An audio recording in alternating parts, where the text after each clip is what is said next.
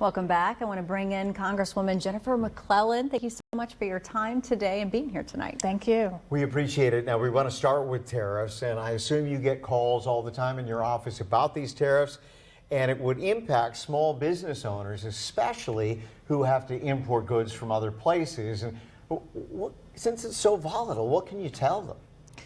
Well, unfortunately for a lot of people right now, there is a lot of uncertainty because from the beginning, the president will say, I'm doing a tariff, I'm not, I'm doing a tariff, I'm not.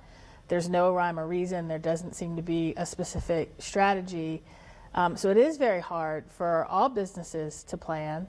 And as you talked about in the earlier segment, everything is impacted by tariffs on China, even just the 10% tariff, whether you're buying goods assembled or whether you're buying components for something that you're trying to manufacture here. Everything from toys to technology to groceries to housing is going to be affected. A lot of Republicans will say this is about putting America first, but are the tariffs, is it the rollout? Is it the way, the messaging for this? Are you hearing from people that that is the problem? Well, it's all of the above. I mean, the biggest problem is just the uncertainty and trying to plan. But the other piece is if the idea is to bring manufacturing back to the United States, you don't build a factory overnight.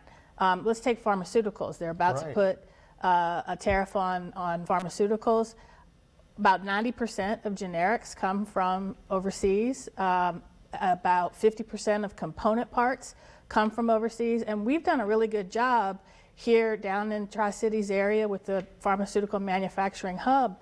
But it's taken 5 to 10 years to build those factories. They're still not done, and they still get component parts from China. So you don't build this factory overnight. These tariffs are going to have an immediate impact. They are a sales tax that the customer at the end of the day is going to pay. We are just hearing the news about the situation with the Richmond water treatment plant and losing all of that money, that FEMA money, and that particular program. And it's such late notice. I mean, the city has its budget, and all of a sudden to be hit like that, it's a tough one to take. It's a very tough one to take, and particularly the rationale makes no sense. These grants are to help with resiliency for natural disasters, extreme weather events. As we saw at the beginning of this year, our 101-year-old sewer treatment system, water treatment system, is not prepared to work in an extreme weather event. Again, it's 101 years old, so this grant was helped to make sure it's resilient so that it doesn't break down in response to a natural disaster.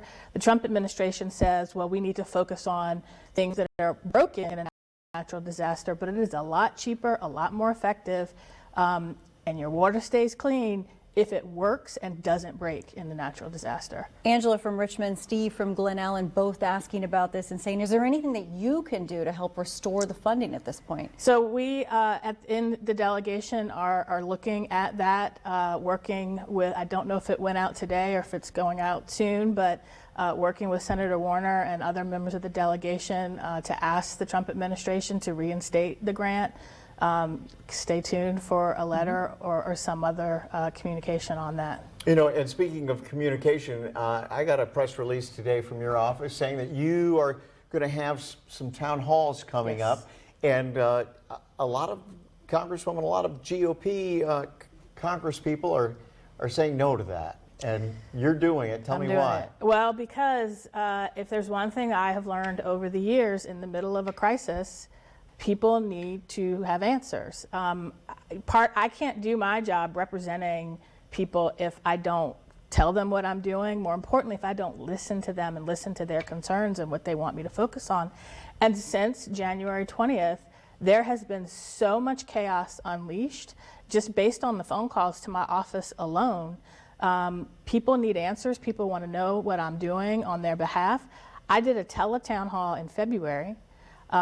Because it was the fastest way to get it up and going. We had 11,000 people.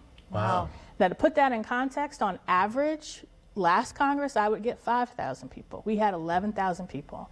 And they asked questions, most of them around Medicaid, worried about Medicaid cuts. But I had an elderly man ask me, is it possible that the president could overturn the Emancipation Proclamation and put us back in slavery. And he was serious. That is the kind of fear and anxiety you hear based on this war on DEI, based on tariffs, based on what's happening with these mass deportations. These are the calls that I'm hearing. A lot of people worried about healthcare, access to healthcare, and what will happen if there are Medicaid cuts. People worried about the SAVE Act that just passed Congress and whether that'll impact their ability to vote. There's a lot of fear and anxiety. And just like a parent with your child, if you don't answer those questions, that fear and anxiety doesn't go away. Right. And I work for the people. I work for the people, and if the people have questions, I'm going to answer them. And we are going to get to a lot more of those questions from our viewers at home, but we want to thank you first for your time right now. Thank you. We'll see you in our next half hour. Thank you so much. Thank you.